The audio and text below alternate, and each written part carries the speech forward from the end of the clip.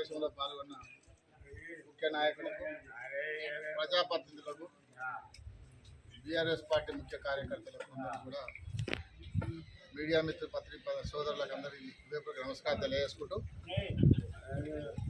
ఈరోజు ప్రభుత్వం వచ్చి 90 రోజులు దాటిపోతా ఉంది. ఈ కాంగ్రెస్ ప్రభుత్వం, కాంగ్రెస్ పార్టీ ఎన్నికలకు ముందు అనేక హామీలు ఇచ్చినారు. ముఖ్యంగా ఎల్ఆర్ఎస్ కింద ఏదైతే లేఅవుట్ రెగ్యులరైజేషన్ స్కీమ్ ఉందో దాని ఎన్నికలకు ముందు ఇప్పుడున్నటువంటి ఉప ముఖ్యమంత్రి భట్టి విక్రమార్క కానీ, కోమటిరెడ్డి వెంకటరెడ్డి కానీ చాలామంది పాదయాత్ర చేసేటప్పుడు మేము ఎల్ఆర్ఎస్ ఫ్రీగా ఉచితంగా ఇస్తాము అధికారంలోకి వస్తే అని చెప్పడం జరిగింది.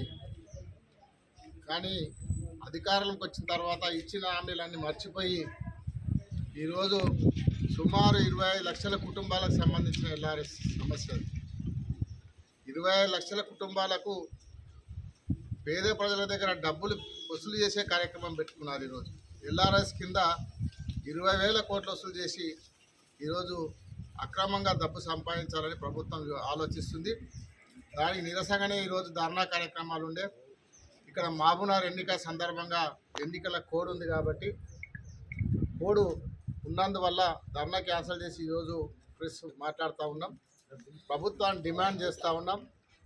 ఈ ఎల్ఆర్ఎస్ ఉచితంగా అమలు చేయాలి, ₹1 కూడా తీసుకోకుండా ఎల్ఆర్ఎస్ స్కీమ్ను అమలు చేయాలని చెప్పి ప్రభుత్వాన్ని డిమాండ్ చేస్తూ ఉన్నాం. అదే